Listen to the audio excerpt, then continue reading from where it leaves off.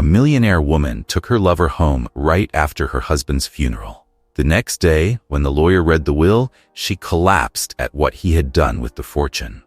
The security guards dragged Eleanor Blackwood down the marble steps of her own mansion, her Gucci heels scraping against the stone. At 68, she never imagined she'd be thrown out of the home she'd lived in for 40 years. "You can't do this to me," she screamed, mascara running down her wrinkled cheeks. "I'm Eleanor Blackwood." 24 hours earlier, she had been standing in the same spot, accepting condolences at her husband Richard's funeral. The previous day had been perfect for a funeral, overcast and cool, typical Palm Springs winter weather. Eleanor had worn her most expensive black dress, her diamond necklace catching the light as she greeted the city's elite. Her perfectly manicured hand had touched her eyes with a monogrammed handkerchief, but those who looked closely might have noticed something odd. No tears fell. During the eulogy, while the priest spoke about Richard's generosity and wisdom, Eleanor's eyes kept drifting to Bradley Harrison, her 45-year-old golf instructor who stood at the back of the crowd. Their secret glances didn't go unnoticed by James Miller, the old janitor who had worked for Richard for 30 years. James clutched a thick envelope in his weathered hands, his face grim as he watched the widow's performance. "Richard was the pillar of our community," Eleanor had said during her speech, her voice trembling perfectly. "He built not just buildings, but dreams." As she spoke these words, she couldn't help but smile slightly, thinking about the dreams she would soon build with Bradley. The funeral guests whispered among themselves when Eleanor left immediately after the service, barely waiting for the last condolences. "She's in shock," some said kindly. "She's being disrespectful," others muttered. That evening, Eleanor had opened the massive oak doors of her mansion to Bradley. Her hands shook with excitement as she poured them both glasses of Richard's favorite whiskey. "Finally," she whispered, clinking her glass against Bradley's. "Finally, we can be together without hiding." Bradley pulled her close, his cologne mixing with the whiskey on his breath. "You were amazing today, darling. So convincing." They spent the night celebrating their newfound freedom, drinking Richard's finest wines and dancing to old records. Eleanor felt young again, giggling like a schoolgirl as Bradley twirled her around the marble floors. "Tomorrow," she said, "we'll go to the lawyer's office, and everything will be ours." If only Eleanor had noticed James watching through the window, taking pictures with shaking hands. If only she had seen the tears in his eyes as he witnessed her betrayal of the man who had given him a chance when no one else would. Now, 24 hours later, Eleanor found herself being escorted off her own property. Her designer dress was wrinkled, her perfectly styled hair a mess. Bradley was nowhere to be seen. "Mrs. Blackwood," one of the security guards said, almost apologetically, "we have strict orders.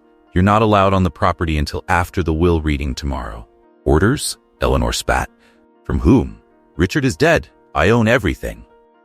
James stepped out of the shadows of the mansion's entrance. In his hand, he still held that mysterious envelope. "No, Mrs. Blackwood," he said quietly. "You don't own anything. Not yet." He paused, looking at her with a mixture of pity and disgust. Richard made sure of that. As the gates closed behind her, Eleanor stood on the sidewalk, clutching her purse. For the first time since Richard's death, real tears fell from her eyes. Through the iron bars, she could see James walking back to the mansion. Her mansion, that envelope still in his hands. What Eleanor didn't know was that envelope contained just the first of many surprises Richard had planned for her. The real shock would come tomorrow, at the reading of the will, when she would discover just how well her husband had known her all along. As night fell over Palm Springs, Eleanor Blackwood, the queen of the city's social scene, had nowhere to go but the guest house of her one remaining friend. Tomorrow would change everything, but not in the way she expected.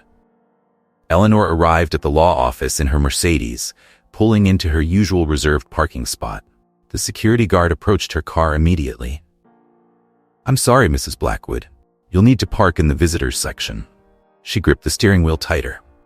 "Do you know who I am?" "Yes, ma'am. That's why I have to ask you to move." "Mr. Thompson's orders." Inside the building, Eleanor jabbed the elevator button repeatedly. Her phone showed 15 missed calls to Bradley, all unanswered. She'd spent the night tossing and turning in her friend Patricia's guest room, her mind racing with questions about the envelope James had been holding. The law office was packed when she arrived. Board members, executives, and even some of the cleaning staff filled the conference room. James sat in the front row, still holding that envelope. "Where's Bradley?" Eleanor whispered to Patricia. "No one's seen him since last night." Mr. Thompson, Richard's lawyer for 30 years, cleared his throat. "Before we begin, Mrs. Blackwood, please try accessing your bank accounts." Eleanor's hands trembled as she opened her banking app. "They're blocked. How is this possible? Richard's been dead for barely 2 days." "Actually," Mr. Thompson said, "Mr. Blackwood arranged this 3 months ago." He placed a DVD into the player. Richard's face appeared on the screen, looking tired but determined. "My dear Eleanor," Richard's recorded image spoke. "If you're watching this, it means you're probably wondering where Bradley Harrison is. Don't worry, he's likely halfway to Florida by now, where he's done this same con with 3 other wealthy widows." Eleanor's face went pale. Around her, whispers filled the room. "I've known about your affair for months," Richard continued. "But instead of confronting you, I decided to give you something more valuable than money, a chance at redemption." Mr. Thompson handed Eleanor a document. 90% of the estate will go to the new Blackwood Foundation, dedicated to helping working-class people start their own businesses. "This is ridiculous." Eleanor stood up, her voice shaking. "I'll contest it." "You can," Mr. Thompson said, "but then these will go public." James stepped forward, opening the envelope. Inside were photos of Eleanor and Bradley, dated and time-stamped going back 2 years. "You spied on me?" Eleanor turned to James. "No, Mrs. Blackwood, I protected my friend." Richard's voice continued from the screen. "Eleanor, you have a choice. Walk away with nothing, or earn your inheritance by working at the foundation for 1 year. Not as a boss, as an employee." The room spun around Eleanor. She grabbed the table for support. "And one more thing," Richard added, his face growing serious. "James Miller will be the foundation's director." Eleanor's knees gave out. As she slumped into her chair, James approached with another envelope. "Mr. Blackwood asked me to give you this after the reading," he said quietly. Inside was a photo that made Eleanor's heart stop. Richard as a young man, standing next to a woman she hadn't seen in decades, her mother. "What is this?" she whispered. "The beginning of the truth," James replied. "There's so much you don't know about your own life, Mrs. Blackwood. So much Richard protected you from." As Eleanor stared at the old photograph, her phone buzzed. A news alert. Local golf instructor Bradley Harrison arrested in Florida, suspected in multiple widow fraud cases. The conference room emptied slowly, leaving Eleanor alone with the photo of her mother and a decision that would change her life forever. Through the window, she could see her Mercedes being towed away, the first of many privileges she was about to lose. James stood at the door. "The foundation office opens at 8 a.m. tomorrow. Your desk is in the back, next to the copy machine." He paused. "By the way, we have a strict dress code. No designer labels allowed." Eleanor looked at her mother's face in the photograph, seeing something she'd never noticed before. The same determination she'd always admired in Richard's eyes. Tomorrow would be her first day of work. Real work. At 68, Eleanor Blackwood would finally learn what it meant to earn something. Eleanor stared at her reflection in the department store mirror. The plain black slacks and white button-up shirt felt like a costume. No designer labels, no jewelry. She'd never felt more invisible. "The bus to the foundation leaves in 10 minutes, a store clerk announced over the intercom. Bus. The word made Eleanor's stomach turn. At the bus stop, she checked her phone again. All her credit cards had been declined. Her safe deposit box at the bank was empty. Bradley had been thorough. First time on public transport? An elderly woman smiled at her. Eleanor nodded stiffly, clutching her new clearance rack purse. The foundation office was housed in one of Richard's oldest buildings downtown. Eleanor walked through the employee entrance for the first time, her ID badge marking her as Staff Level 1. "Mrs. Blackwood," James called from his office, Richard's old office. "We need to talk about your mother." Eleanor froze. "What about her?" James pulled out an old newspaper clipping. "Your mother, Grace, wasn't just any housekeeper. She was Richard's family's most trusted employee." "That's impossible. My mother was a teacher." Is that what they told you? James pushed the clipping toward her. The headline read, "Blackwood heir defies family, marries housekeeper's daughter." "I don't understand," Eleanor whispered. "Your family was broke, Eleanor. Your father's gambling debts would have ruined you. Richard's parents arranged your marriage to save your mother from scandal." A woman entered with cleaning supplies, Sarah Martinez, according to her badge. She stopped when she saw Eleanor. "Mrs. Blackwood," Sarah said quietly, "I knew your mother." Eleanor's head snapped up. "How? She trained me when I first started here. She always said her daughter would never know what it meant to clean other people's homes." Sarah's eyes were kind but firm. "She was so proud when you married Mr. Blackwood." Eleanor sank into a chair. "Why didn't anyone tell me?" "Because," James said, "Richard promised your mother he'd give you the life she never had. But now it's time you learned where you came from." He handed her a small key. "This was in Richard's personal safe. It opens your mother's old house, my house now. Everything's still there, just as she left it." Eleanor's hands shook. "You live in my mother's house?" "Richard gave it to me after she died. Said it should go to someone who understood its value." The morning passed in a blur. Eleanor filed papers, made copies, and watched the cleaning staff, Sarah's team, work with quiet efficiency. Every task felt like a reminder of the life her mother had lived.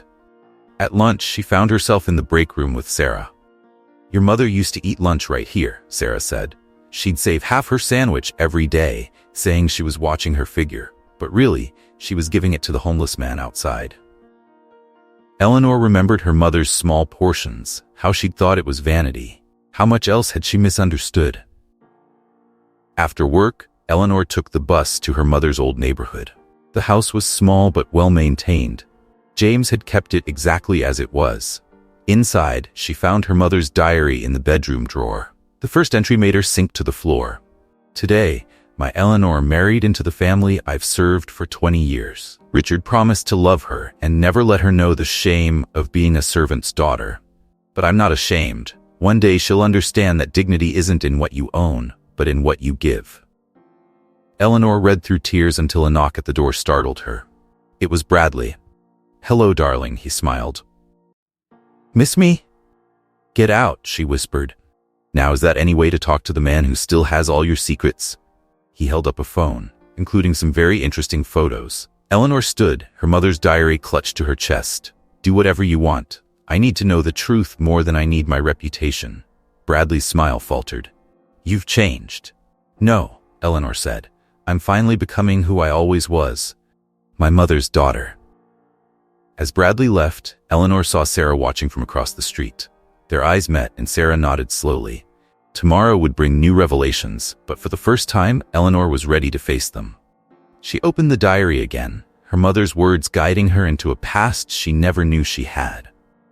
Eleanor arrived at work early the next morning, her mother's diary in her bag. The security guard, Michael Thompson, nodded as she passed. "Mrs. Blackwood," Michael called out. "Mr. Miller wants to see you in the conference room." The room was filled with employees she'd barely noticed before.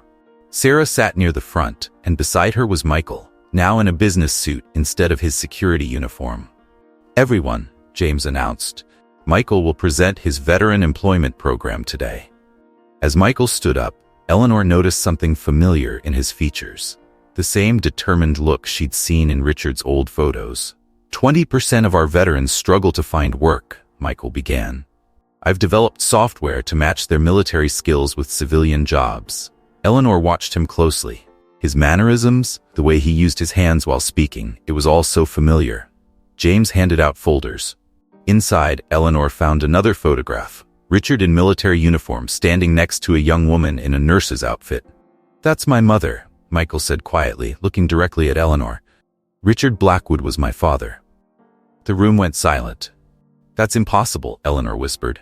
"It was before he met you," James explained. "Vietnam, 1971. Richard never knew about Michael until 3 months ago." Eleanor's hands trembled. "Is this why you hired him?" "No," James replied. "Richard hired Michael as a security guard 5 years ago, not knowing who he was. The DNA test results came after Richard got sick." Sarah touched Eleanor's arm. "There's more." Michael sat across from Eleanor. "I never planned to tell anyone, But when Richard found out, he changed his will. He wanted to make things right. Eleanor opened her mother's diary. The date suddenly made sense. Her marriage to Richard had been arranged just months after his return from Vietnam. "Did my mother know?" "Everyone knew except you," James said. "Your mother suggested the marriage to protect both families from scandal." Richard agreed, but only if Michael and his mother would be taken care of secretly. Eleanor remembered Richard's frequent business trips to Chicago, where Michael's mother had lived. "Why tell me now?" "Because," Michael said, "the Foundation's first project will be my veteran employment program, and I need your help." Eleanor looked confused. "My help? I don't know anything about business." "No," Michael smiled, "but you know everyone who does. Your social connections could open doors for thousands of veterans." The irony wasn't lost on Eleanor. Her networks, built through years of charity galas and social climbing, could finally serve a real purpose. "There's something else you should see," James said, starting a video on the conference room screen. Richard appeared, looking tired but peaceful. "Eleanor, if you're watching this, you've met your stepson. Michael is everything we could have hoped for in a son. Hardworking, compassionate, dedicated to serving others. I'm sorry I kept this from you, but I needed to protect everyone involved. Now it's time for you to help him succeed where I failed." The video ended. Eleanor looked at Michael, seeing Richard's features clearly now. "I want to help," she said, "but first I need to understand everything. No more secrets." James nodded. "Start with this." He handed her a stack of letters, correspondence between Richard and Michael's mother spanning decades. As Eleanor began to read, Sarah started gathering her cleaning supplies. "Stay," Eleanor said. "Please. I think I need friends more than I need privacy right now." Michael smiled. Richard's smile. "Then let's talk about how we can help other veterans find their way home." Outside the conference room, Eleanor's old social circle was gathering for a charity luncheon in the building's restaurant. She could hear their laughter, their superficial concerns. For the first time, she didn't miss it. She had work to do. Real work. And a family she never knew she had. The next step would test her in ways she never imagined, as Bradley's threats and her past privileges collided with her new reality. "Look who's in the Palm Springs Times," Sarah said, dropping the newspaper on Eleanor's desk. The headline read, "Blackwood Widow from Riches to Rags." Eleanor scanned the article, her heart sinking. Bradley had given an interview, painting himself as a victim of her seduction. "Don't let him get to you," Sarah said. "We have work to do." The Foundation's first veteran employment fair was scheduled for next week. Eleanor spent her morning calling her old social contacts. Most calls went straight to voicemail. "Mrs. Anderson's office," a familiar voice answered.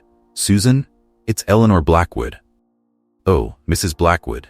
Mrs. Anderson isn't taking calls from..." "Well..." "From disgraced widows?" Eleanor finished. "Fine, but tell her she'll miss out on helping 500 veterans find jobs." After lunch, James called Eleanor into his office. "Richard left something else for you." He handed her a USB drive. He recorded this the day he discovered Bradley's true identity. On the screen, Richard sat in his home office. "Eleanor, by now you've probably figured out that I knew about Bradley. What you don't know is how I found out." The video showed Bradley meeting with other wealthy widows in Florida, Arizona, and California. "He's been running this con for years," Richard continued. "But instead of exposing him immediately, I saw an opportunity. You needed to learn something more valuable than money, the worth of real work and honest relationships." Eleanor watched as Richard detailed his plan. The Foundation, Michael's program, even Sarah's role. "Sarah's husband was my friend in Vietnam," Richard revealed. "She's been waiting for the right moment to help you understand what true friendship means." A knock interrupted the video. Michael entered with more news. "Bradley's back in town. He's talking to reporters about Eleanor's secret past." Eleanor felt her chest tighten. "What secret past?" "He's claiming he found evidence that you married Richard for money, that you knew about Michael all along and kept him from his father." James turned off the video. "Eleanor, there's something we need to tell you about Bradley. He didn't just target you. He tried to seduce your daughter Lisa last year." Eleanor gripped her chair. "What?" Richard discovered it. That's what finally pushed him to act. Lisa rejected Bradley, but he threatened to expose her struggles with addiction. My daughter never had addiction problems. No, Sarah said softly, because Richard paid for private treatment before anyone found out. He protected your whole family, Eleanor. Eleanor remembered Lisa's sudden European trip last year. All the pieces were falling into place. Why didn't anyone tell me? Richard wanted to, Michael said, but he knew you weren't ready to hear it. You needed to learn empathy first. Eleanor opened her mother's diary again. The last entry caught her eye. Richard promised to teach Eleanor the value of hard work, even if it takes years. Love sometimes means letting people find their own way to the truth. Sarah touched Eleanor's shoulder. There's more. Your old friends, they're organizing a charity gala next week, same night as our veteran job fair. They're trying to compete with us, Michael added. Bradley's involved. Eleanor stood up. Then we'll show them what real charity looks like. She picked up the phone again, dialing a number she hadn't used in years. Channel 7 News. This is Eleanor Blackwood. I'm ready to tell my story, the real story. As she hung up, James smiled. Richard would be proud. No, Eleanor said. My mother would be proud, and that matters more. Outside, Bradley watched the foundation building, his phone full of secrets he thought could destroy Eleanor. He didn't realize she had finally found something stronger than fear, purpose. Tomorrow, she would face her old world with new eyes. The veteran job fair would show Palm Springs what the Blackwood Foundation really stood for. But first, she had a daughter to call, and a long overdue conversation about forgiveness to begin. Eleanor sat in her tiny apartment, watching her Channel 7 interview. Her story had gone viral overnight, the wealthy widow choosing to work with veterans over returning to her privileged life. Her phone rang. Mom? Lisa's voice cracked. I saw the interview. I know about last year, honey, about Bradley. Silence filled the line. Dad knew? He protected us both. I'm so sorry I wasn't there for you.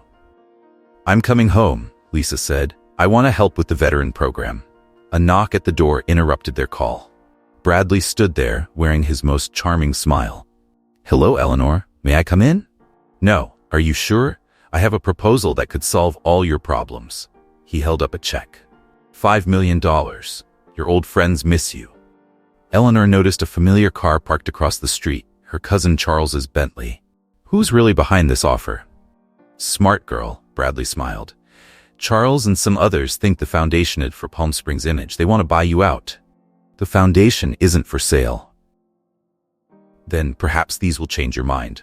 Bradley opened his phone, showing photos of Lisa at rehab. Imagine these going public. Eleanor felt her hands shake. Come in, let's talk. Inside, Bradley laid out the deal. Charles will marry you. You'll get your lifestyle back. All you have to do is sign over the foundation. And if I refuse? Then tomorrow, everyone learns how the great Richard Blackwood's daughter struggled with pills, how his wife knew about his illegitimate son but kept quiet for money, how... A noise from the kitchen made Bradley jump. Sarah stepped out, phone recording. Got it all, Sarah said. The blackmail, the bribery attempt, everything. Bradley lunged for the phone. The door burst open. Michael and two police officers entered. Bradley Harrison, one officer said, you're under arrest for attempted extortion. As Bradley was led away, Charles appeared at the door. It's not too late, he said to Eleanor. Think about your reputation. I am, Eleanor replied. That's why I'm choosing the foundation. After they left, Sarah hugged Eleanor. You okay? No. I need to get to the hospital. At Palm Springs General, they found James in the emergency room. His wife, Jane, had fallen at the nursing home. The insurance won't cover her treatment, James said, looking defeated. Eleanor remembered the check in her pocket. Bradley's bribe money. Yes, it will. Eleanor, no, that's your money. It's blood money. Let me do this. As the doctors wheeled Jane to her room, Eleanor saw the same determination in James's eyes that she'd seen in her mother's diary photos. There's something else you should know, Sarah said quietly. Jane's fall wasn't an accident. She's been depressed since. Since I fired her, Eleanor finished. Because she broke my favorite vase. James nodded. She never got over the humiliation. Eleanor sat heavily in a waiting room chair. I did this. I caused this. No, James said. We all did. By accepting a world where some people are worth more than others.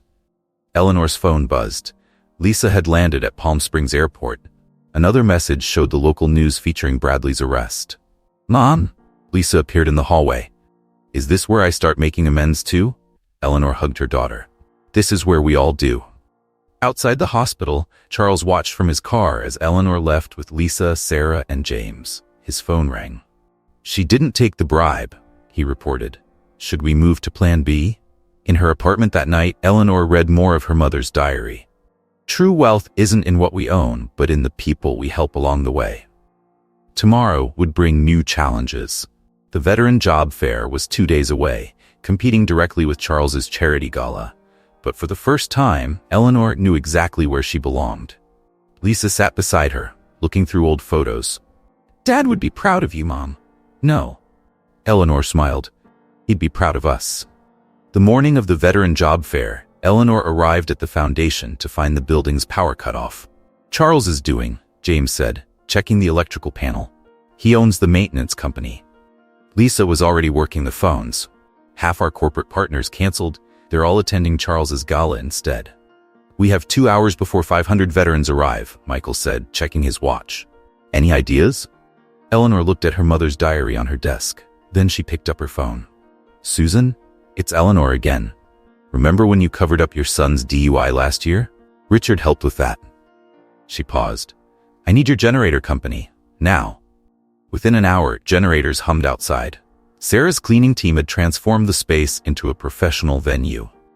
"Mom," Lisa called out, "Bradley's at the local news station. He's going live in 10 minutes. They gathered around a laptop to watch. Bradley sat with Palm Springs' most famous reporter, Martha Chen. "So Bradley," Martha began, "you claim Eleanor Blackwood knew about her husband's illegitimate son?" Bradley smiled.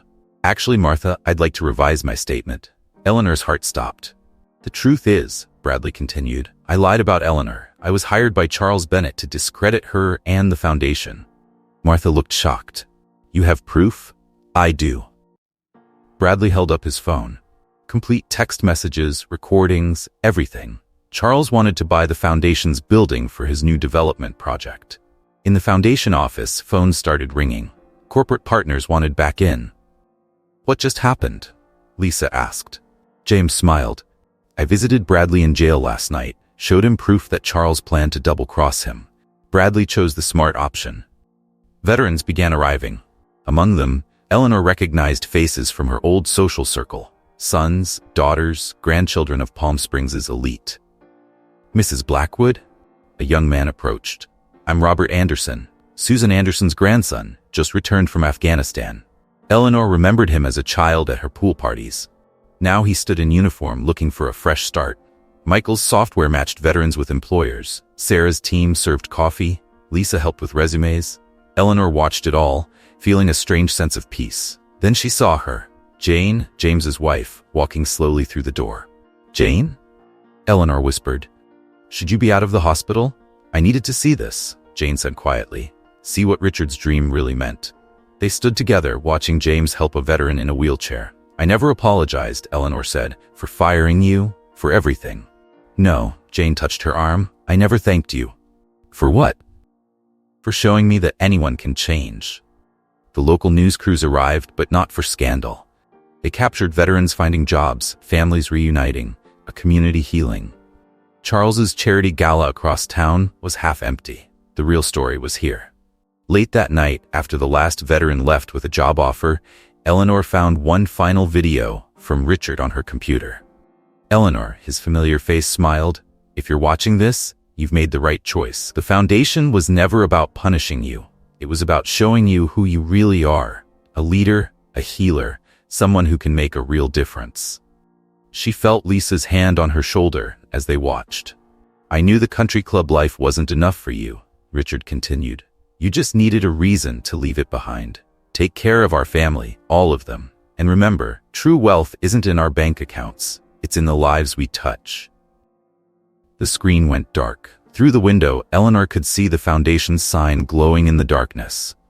Tomorrow, they would help more people. The day after, even more. "Mom?" Lisa said softly. "I think I want to stay. Help run the foundation." Eleanor hugged her daughter, remembering her own mother's words about dignity and purpose. Outside, Palm Springs was changing. One veteran, one job, one family at a time. And Eleanor Blackwood, who once measured wealth in designer labels, finally understood what real riches meant. Tomorrow would bring new challenges.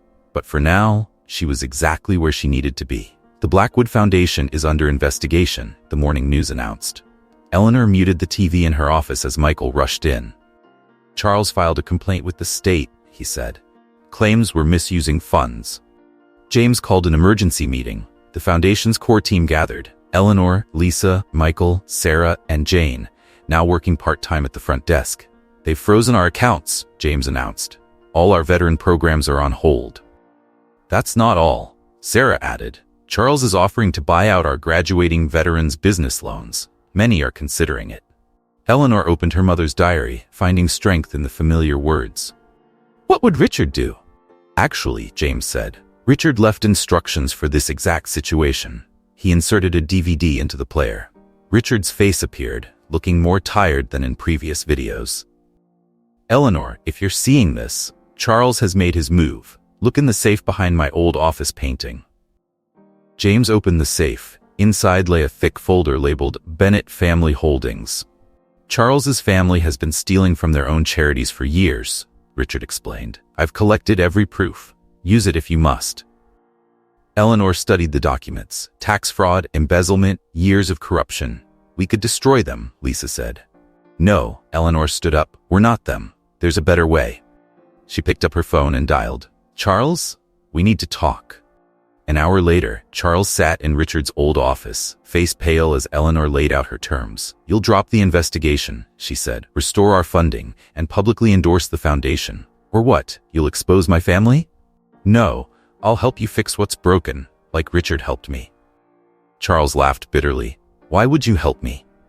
Eleanor handed him a photo from her mother's diary. It showed their mothers together, young and smiling, like in servant uniforms. Because our mothers were friends before money divided them. Because we're better than our worst mistakes. Charles stared at the photo for a long moment.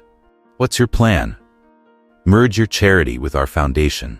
Together, we'll help more people than either of us could alone. As Charles left to consult his lawyers, Lisa hugged her mother.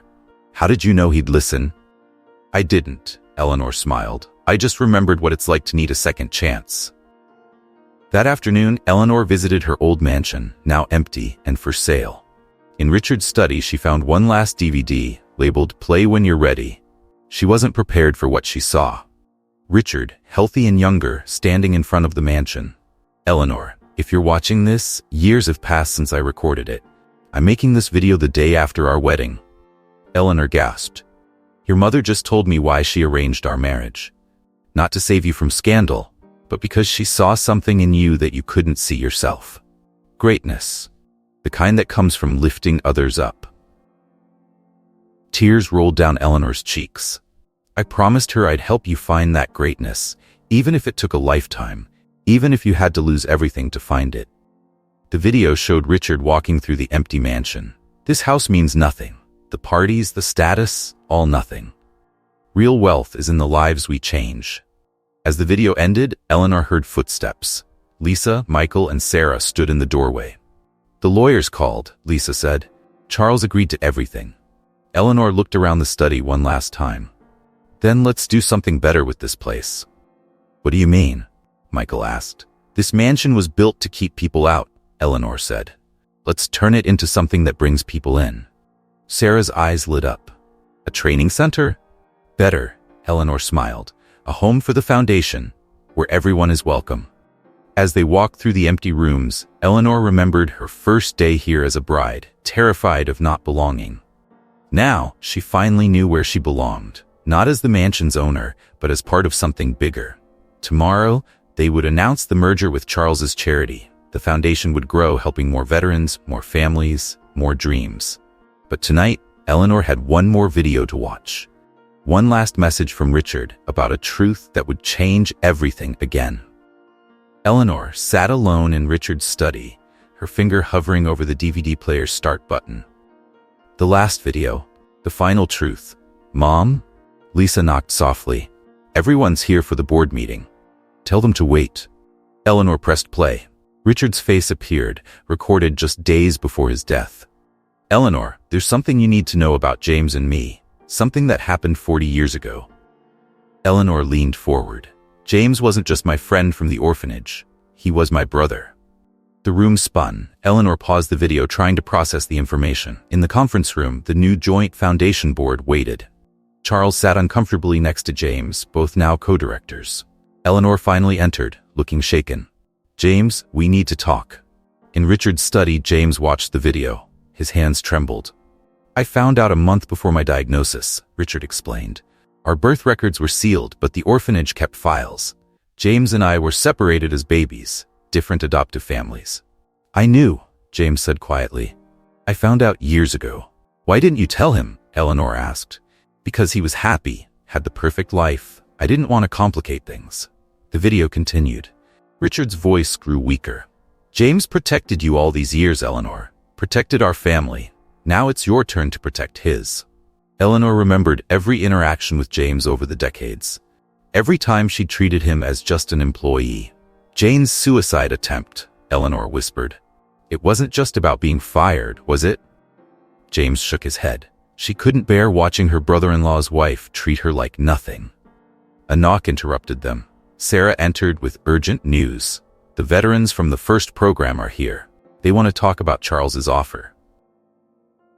In the main hall, 30 veterans stood with their families. Robert Anderson stepped forward. Mrs. Blackwood, we've made a decision. We're staying with the foundation. But Charles offered you better terms, Eleanor said. Money isn't everything. Robert replied, You taught us that. Charles watched from the doorway, his expression unreadable. Eleanor addressed the crowd. There's something you should all know. This foundation isn't just about business. It's about family. She told them about James and Richard, about second chances and hidden truths. From today, every graduate of our program becomes part of this family, and families stick together.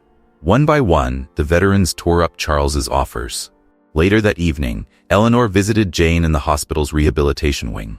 I should have told you, Jane said weakly, about James and Richard. No, Eleanor took her hand. I should have seen it. The way Richard trusted James, the way they looked out for each other. Richard wanted to tell you so many times. Why didn't he? He said you needed to learn compassion first, real compassion. Eleanor squeezed Jane's hand. I'm learning. Back at the foundation, Lisa and Michael were planning the first graduation ceremony. 50 new businesses, Lisa announced proudly, all starting next month. Eleanor watched James working late in his office, Richard's office, their office. She knocked softly. I'd like to change the foundation's name. James looked up. To what? The Blackwood Miller Foundation, both brothers' names. James stood, tears in his eyes. Finally, after 40 years, he hugged his sister-in-law. Outside, the sun set over Palm Springs. Charles's car pulled away. He had a lot to think about. Sarah locked up for the night, smiling at the new sign being designed. Tomorrow would bring new challenges. But tonight, a family was whole again. Eleanor touched the foundation's wall, remembering Richard's words, real wealth is in the lives we change. She was finally ready for the last video, the one that would reveal why Richard had planned it all, down to the smallest detail. The morning of the foundation's first graduation ceremony, Eleanor found an envelope on her desk. Inside was a USB drive and a note. Play this at today's ceremony, Bradley.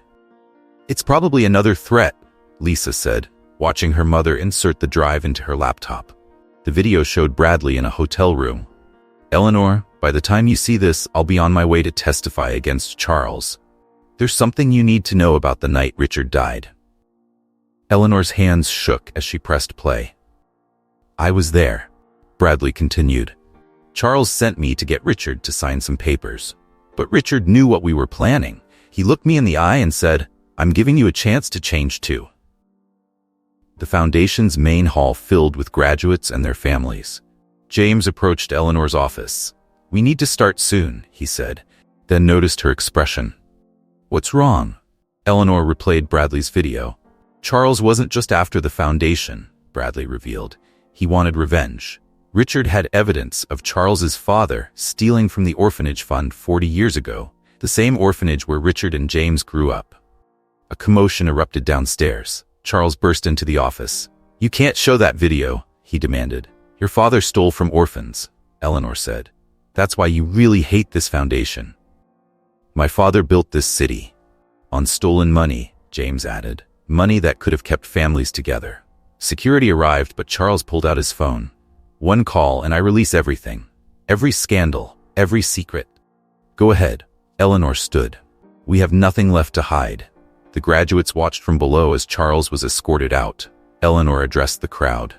Today isn't just about business success. It's about truth, about facing our past to build a better future. She played Bradley's video for everyone. Then she played Richard's final message. Eleanor, Richard's tired face smiled. If you're watching this, you've learned the hardest lesson. Real change starts with facing our own mistakes. The screen showed old footage of the orphanage. Every child here could have had a better life if money meant for them hadn't been stolen, including James and me. Charles stood at the back, watching. But revenge isn't the answer. Richard continued. That's why I created the foundation, not to punish, but to heal, to give others what we didn't have, a chance. Eleanor glanced at Charles. His head was bowed.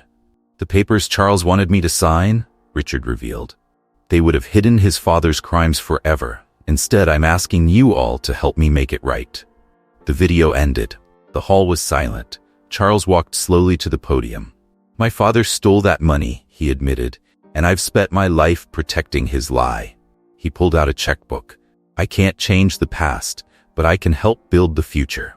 The ceremony continued. 50 graduates received their business licenses. Sarah's cleaning cooperative got its first major contract. Michael's veteran program expanded to 3 states. Later, Eleanor found one last note from Bradley. Richard was right. Everyone deserves a chance to change. James hung the new foundation sign, Blackwood Miller Foundation, building second chances. That evening, Eleanor visited Richard's grave.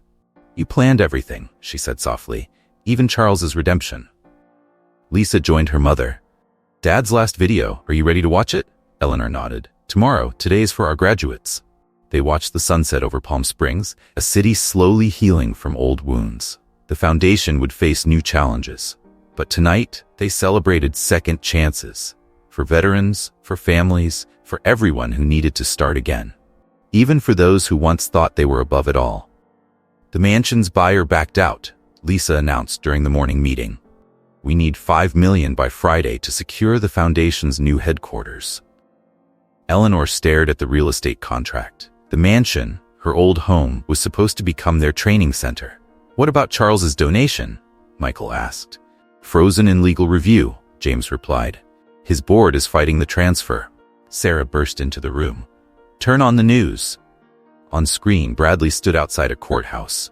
I'm here to confess my role in the systematic fraud against veteran charities in 3 states. The reporter thrust a microphone forward. Does this involve Charles Bennett? Yes, Bradley replied. And I have proof. Eleanor's phone rang. Charles was calling. My board is moving to shut down the merger, he said. They're afraid of Bradley's testimony. We need that money, Charles. I know, that's why I'm selling everything. My house, cars, holdings. It won't be $5 million, but... A commotion interrupted him. Eleanor heard voices in the background. Charles, what's happening? FBI, he whispered. I have to go. The foundation's staff gathered around the TV.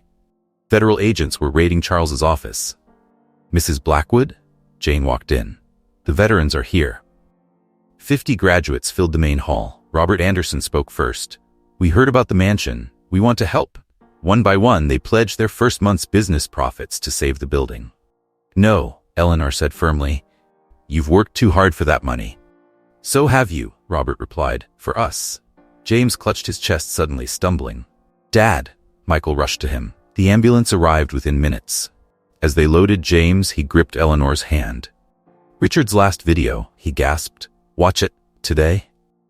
At the hospital, Eleanor finally opened her laptop. Lisa, Michael, and Sarah gathered around as she played the final DVD.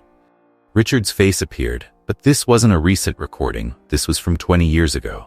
If you're watching this, Eleanor, everything has fallen into place. The foundation, Charles, even Bradley. But there's one last truth you need to know. He held up an old photograph.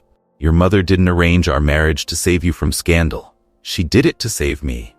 Eleanor leaned closer to the screen. I was lost after Vietnam, Richard continued, angry at the world. Your mother saw through my wealth to my broken soul. She told me about her beautiful daughter who could teach me to love again.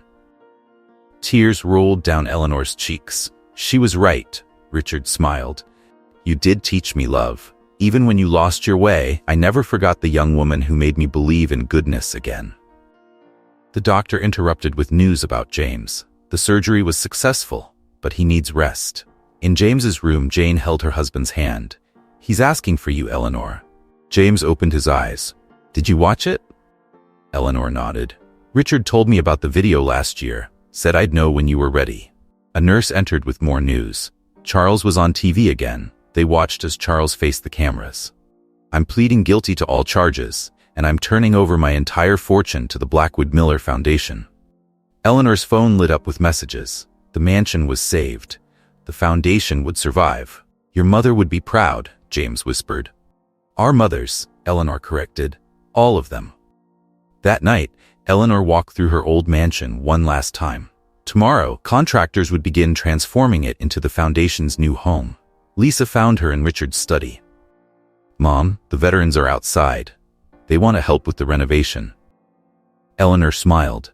Tell them their new home is ready whenever they are. Through the window, she watched Robert Anderson organizing work crews. Charles's confession played on someone's phone. Bradley's testimony had changed everything. But Richard's last video had changed her most of all. The price of redemption was high, but as Eleanor watched the sunset over Palm Springs, she knew it was worth every penny. Tomorrow would bring new challenges, but tonight, she finally understood what her mother had seen in her all those years ago. The ability to love, the power to change, the strength to begin again. 1 year later, the transformed Blackwood Mansion buzzed with activity. Where crystal chandeliers once hung, modern training rooms now hosted veteran entrepreneurs. The grand ballroom had become a community workspace. Eleanor stood in her old bedroom, now a computer lab where Michael taught coding to retired service members. First anniversary celebration starts in an hour, Lisa reminded her. The foundation had grown beyond their dreams. 500 graduates, 3,000 jobs created, branches opening in Chicago and Miami. James recovered fully, now serving as chairman emeritus. Jane worked full-time managing senior outreach programs. Sarah's cleaning cooperative employed over 100 women, all over 60. Mrs. Blackwood, Robert Anderson approached. The press is here for the ceremony. Eleanor looked at the gathering crowd. Charles sat in the front row, wearing his prison-issued ankle monitor. His testimony had exposed decades of charity fraud, but his cooperation earned him house arrest instead of prison. Bradley was there too, now running the foundation's fraud prevention program. His experience helping other wealthy families spot con artists like his former self. Ready, Mom? Lisa squeezed her hand. Eleanor took the podium. 1 year ago, this mansion represented everything wrong with wealth in America. Today, it stands for something else, the power of second chances. She gestured to the graduates. These entrepreneurs prove that success isn't about who you know or where you come from. It's about who you choose to become. The ceremony honored their achievements. Robert's security firm, Sarah's cooperative, Michael's veteran tech program, each success story healing old wounds. There's one more announcement. James said, joining Eleanor at the podium. We've received official approval. The orphanage where Richard and I grew up will be rebuilt as a center for children aging out of foster care. Charles stood slowly. My father's crimes destroyed that orphanage. Today, my family's fortune will rebuild it. Eleanor watched the future unfold before her. Veterans teaching business skills to foster kids, elderly women mentoring young entrepreneurs, a community healing itself. Mom? Lisa whispered, It's time. Eleanor nodded. They had waited a year for this moment. The screen lowered. Richard's final video began. My dearest Eleanor, his voice filled the room. If you're watching this, a year has passed since everything changed. Our family, all of our family, has found its true purpose. The video showed clips from their 40 years together. I kept so many secrets, about James being my brother, about Michael being my son, about your mother arranging our marriage. But my biggest secret was this: I never stopped believing in you. Tears flowed freely now. When you lost your way, when wealth and status became your refuge, I knew the real Eleanor was still there. The woman who taught me to love again. The woman who could build something greater than fortune. Richard's face grew serious. I didn't create the foundation to punish you. I created it to free you, to show you that true wealth isn't in what we own, but in what we give, in who we help, in how we love. The screen showed recent foundation footage, graduates receiving certificates, families reuniting, lives changing. This is your real inheritance, Eleanor. Not money or property, but purpose, family, love. As the video ended, Eleanor looked at her transformed world. Lisa running the education programs, Michael expanding veteran services, James and Jane counseling families, Sarah empowering older workers, Charles funding new beginnings, Bradley preventing future fraud. One last thing, Richard's voice continued. In my private safe, there's a letter from your mother. She wrote it the day before our wedding. It's time you read it. Eleanor opened the envelope with trembling hands. My dearest daughter, she read aloud. Today you marry a man who needs your light as much as you need his strength. Together you will build something greater than wealth. You will build hope. Never forget, true class isn't in what we wear, but in how we lift others up. All my love, Mom. The room was silent. That's what the foundation really is, Eleanor said finally. Not a charity, not a business school. It's a family, one that grows stronger with every person we help. Outside, Palm Springs sparkled in the sunset. The mansion's gates, once locked to keep people out, now stood permanently open. Ready for another year? Lisa asked. Eleanor looked at her gathered family, related by blood, marriage, circumstance, and choice. I'm ready for a lifetime, she replied. That night, Eleanor walked through the transformed mansion one last time. Every room now served others. Every space offered hope. In Richard's old study, now a veteran counseling center, she placed her mother's diary in a display case. Next to it, she added Richard's videos, Bradley's confession, Charles's testimony, and James's orphanage records. The full story, the whole truth, a legacy of love. Tomorrow would bring new challenges, new chances to serve. But tonight, Eleanor Blackwood finally understood what her mother had known all along. True wealth isn't measured in dollars. It's measured in lives changed, hopes restored, and hearts healed. As she turned out the lights, Eleanor smiled at her reflection. No longer a socialite, but a servant. No longer rich in money, but wealthy in purpose. The way her mother had always wanted. The way Richard had always believed. The way she had finally learned to be. The Blackwood Miller Foundation would continue changing lives, one second chance at a time, one family member at a time, one act of love at a time. And somewhere, Eleanor knew her mother and Richard were smiling. As Eleanor prepared to leave for the night, she heard voices from the training center. A group of evening students, veterans and seniors taking computer classes together, were gathering their belongings. Mrs. Blackwood? A familiar voice called. It was Martha Chen, the reporter who had once broadcast Eleanor's scandals. I'd like to do a follow-up story, not about the past, but about the future. Eleanor considered for a moment. Come back tomorrow. There's something you should see. The next morning, Martha watched as Eleanor unlocked a storage room in the mansion's east wing. Inside were dozens of boxes, Richard's personal archives. These are records of every person who ever worked for us, Eleanor explained. Every housekeeper, gardener, driver, people whose dreams we ignored for 40 years. Lisa and Michael helped carry the boxes to the foundation's main office. Each of these people will receive an invitation, Eleanor announced to Martha. Not for charity, but for partnership. Their children will get scholarships. Their business ideas will get funding. Why now? Martha asked. Because true legacy isn't just about fixing past mistakes. It's about preventing future ones. As if on cue, Charles arrived with news from Washington. Congress had approved new regulations for family foundations, rules he had helped write from his own experience. Every wealthy family in America will have to prove they're actually helping people, he explained. Not just avoiding taxes. Bradley added his own announcement. Former con artists across the country were joining his fraud prevention program, using their skills to protect vulnerable people instead of exploiting them. Sarah shared plans for expanding her senior cooperative nationwide. James and Jane revealed a new mentorship program pairing retired executives with veteran entrepreneurs. As Martha took notes, Eleanor watched her family. This incredible tapestry of second chances and restored dignity, working together to expand their mission. The real story, Eleanor told Martha, isn't about my transformation. It's about what happens when we stop seeing wealth as a wall that separates us and start seeing it as a bridge that connects us. That evening, after Martha left, Eleanor made one final visit to her mother's old house. In the kitchen drawer, she found something she'd missed before, a recipe box full of notes her mother had written to Richard over the years. The last one, dated just before her death, read, "Take care of my daughter. Not by giving her everything, but by helping her give everything away. That's where true happiness lives." Eleanor clutched the note to her heart, finally understanding the greatest inheritance of all, the capacity to love, serve, and lift others up. As she drove back to her small apartment, past the glittering mansions of her old life, she felt neither regret nor longing. She had found something far more precious than luxury. She had found purpose. And that, Eleanor knew, was the greatest wealth of all. If this story touched your heart, please hit that like button and share your thoughts in the comments below. What would you do if you had to choose between wealth and purpose?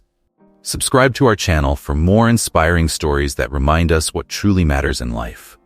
And remember, true wealth isn't measured by what's in our bank accounts, but by how many lives we touch along the way.